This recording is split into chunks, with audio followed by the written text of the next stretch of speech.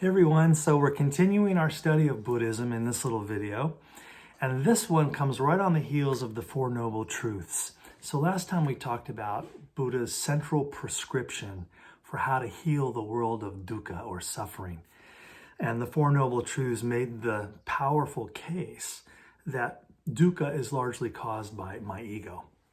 I just want a bunch of things that I shouldn't ask for, like different weather, car batteries to not die when they die. So when I get better at accepting reality as it is, in other words, letting go of my egoic desires, then my suffering drops correspondingly. But how do you do that? And that's the fourth noble truth, this other list called the Eightfold Path. So let's check in with all 8 of those items today.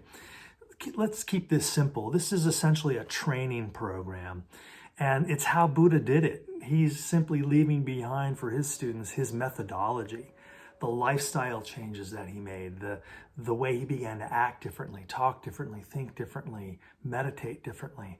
And those behavioral changes, those action steps, are what it took to shift his consciousness out of that kind of default self-centeredness that we all inherit and awaken into a more selfless, enlightened consciousness.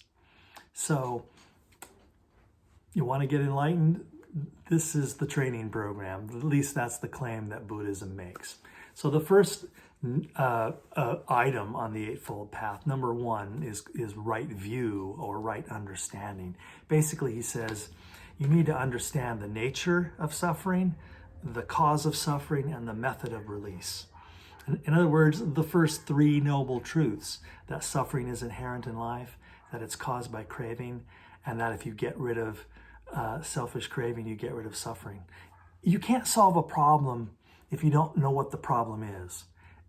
You can't solve a problem if you don't know how you got into the problem. So that's the first item on the Eightfold Path, right view or right understanding, having kind of conceptual clarity about this whole thing. The second item on the Eightfold Path is right intention, or sometimes called right resolve. You know, the decision, the willful decision to get better, to start the process. Willingness to begin letting go of attachment.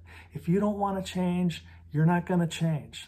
Just like any other thing. If you don't want to exercise, you're not going to exercise. If you don't want to quit smoking, you're not going to quit smoking. If you don't want to quit eating sugar, you're not going to quit eating sugar. Whatever kind of change you want to make, if you don't resolve to make the change ain't going to happen. Duh. So that's the second item. Setting an intention and resolving to begin. The third item on the Eightfold Path, this is where we get into the actions themselves. Right speech. Using language impeccably. And very obviously that would mean, I guess the headline would be, stop lying. Stop using language to manipulate and deceive others and yourself. He's not just talking about the words we say to others. He's talking also about the self-talk, the way we language the world in our own thought stream. The negative mantras we keep repeating about ourselves. The judgmental language we just spew out, either out loud or internally, about others. A real eye-opener would be to simply monitor your speech for 24 hours. Don't change anything about it. Don't judge it. Just watch it as if you're watching someone else.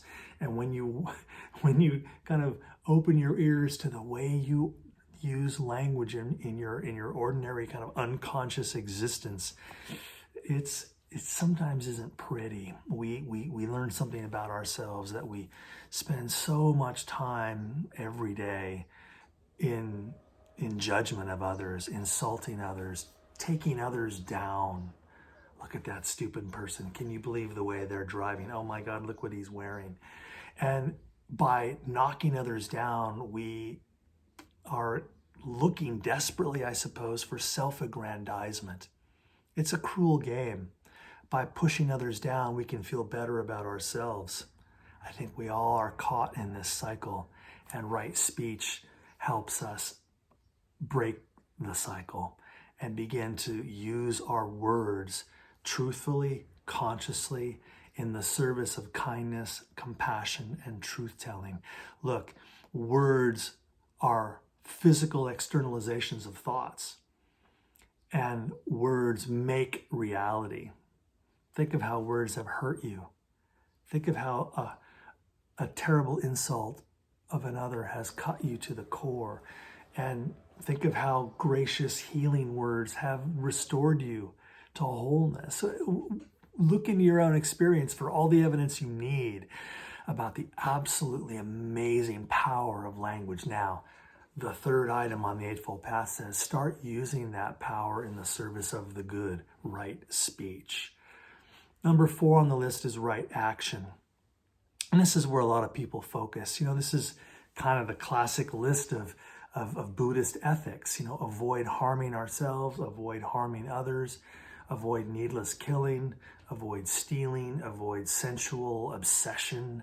So this is just right behavior, causing as little harm as possible. And I don't think Buddhism is dogmatic about this. There's just this general spiritual teaching of try and reduce the amount of harm that you're causing. Just by existing, we do necessarily and unavoidably cause some harm. I have to eat. I'm going to put 2,000 calories of formerly living things into this hole in the front of my face. Plants and other things, those of us that eat meat or eat animal products and so on. Wherever you are on the, vegan to omnivore spectrum, all of us are killers. Food is made up of formerly living things. So we cannot exist and not cause some harm. But is there some sense in which we could roll back the amount of suffering? Of course there is. That's right action. And let's go right from that one into the 5th item on the Eightfold Path, and that is right livelihood. Look, we've got to make money. You have to participate in this economic exchange somehow.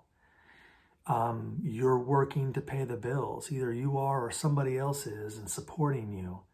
And all of it opens a window into, again, our interdependency, our interconnectedness. So the way you work in the world is part of your spiritual path. I think a lot of people find that attractive about Buddhism, that, you don't go to church for an hour on Sunday and then go back to your life. There's a sense in which the Buddhist path, the Dharma, the walk of the Buddhist, encompasses all other aspects of my life, how I speak, how I think, and how I work. So look at how you make money.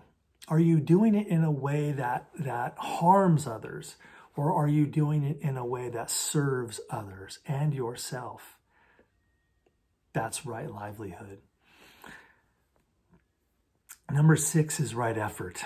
And this is a little bit like the Buddhist idea of the middle path. Right effort, not too much and not too little and not too little. So cultivating, again, sincere discipline about this undertaking, but not going crazy and overdoing it. And so right effort means, slow and steady wins the race. A little bit every day, a little progress every day. And number 7 is a big one, right mindfulness. Wow, what a potent word, mindfulness. If you Google it, you'll see like 40,000 web pages about mindfulness. Pretty hot word these days. What did Buddha mean by it? Well, he meant living consciously instead of unconsciously, being aware, being present here and now, cultivating the habit of gently monitoring and shaping mental content. So instead of just blindly reacting and responding without thought, in mindfulness, I am stepping into the witness and kind of watching myself and being aware of what I am being aware of. And with this one step, mindfulness, I begin to awaken. I catch myself in old instinctual habits and patterns that no longer serve my highest good. You know, there's a collection of sayings of the Buddha called the Dhammapada in the Theravada tradition. And the opening verse of the Dhammapada is so powerful on this point of right mindfulness. Buddha said, our life is a product of our thoughts. Our thoughts of yesterday build our life of today, and our thoughts of today build our life of tomorrow. Our life is a product of our thoughts. That is the banner idea of right mindfulness. Thoughts construct our life, and so by gently monitoring and modulating our thoughts, we begin to modulate our entire life. And number 8 on the Eightfold Path is, of course, meditation, right meditation. Developing a practice, a daily practice of focused, intentional consciousness, moving from thought into awareness. Meditation is how the Buddha awakened and became the Buddha. So, of course, throughout the world's various forms of Buddhism, meditation is often a core practice, especially in traditions like Zen Buddhism and Theravada Buddhism. So what is meditation? Well, in the simplest terms, meditation is a practice where one sits down and grows quiet, kind of retreats from the world of senses, often closing the eyes, and simply begins to move into a state of stillness and relaxation. And in the meditative state, one notices that the mind is still firing off thoughts. And it's just a fire hose of thoughts, what Eckhart Tolle calls the thought stream. So that's not going to stop. But what we do in meditation is we shift from identifying with our thoughts to what Krishna in the Bhagavad Gita called the inner witness. We start to practice witnessing our thoughts. Oh, here comes a perception. Here comes a longing. Here comes a regret. Here comes an emotion. Here comes a sensation. And we watch them with the same disinterest that we watch clouds blowing across the sky. We don't try to stop them. We don't try to cling to them. We don't try to push them away. We simply let them come and go. And in the meditative state, then, we shift deeper and deeper into that spaciousness and that stillness that has no name, where I witness my thoughts and I realize that thoughts are happening to me, but they are not me. That there is a broader, less defined spaciousness or consciousness in which thought happens, but that is much bigger than my thoughts. And with that shift into what Krishna in the Bhagavad Gita called the inner witness, I move into a condition of stillness that starts to feel and sound a lot like the way we were describing nirvana the other day. Nirvana, the absence of the agitation of craving and fear. And in the meditation practice, and it's not easy at first because the thought stream is so voluminous, but like any other thing, like learning how to make an omelet, like learning how to speak Italian, you keep practicing every day and it starts to get better. And soon, with a little help from maybe a teacher or a guided meditation audio on Insight Timer or some other, going to a sangha, whatever, with the support of others and in our own commitment, remember, right intention and right effort from our eightfold list. With a little right intention and a little right effort, our meditation practice can begin to sprout wings. And out of the meditative state, more and more insight and serenity and awakening is revealed.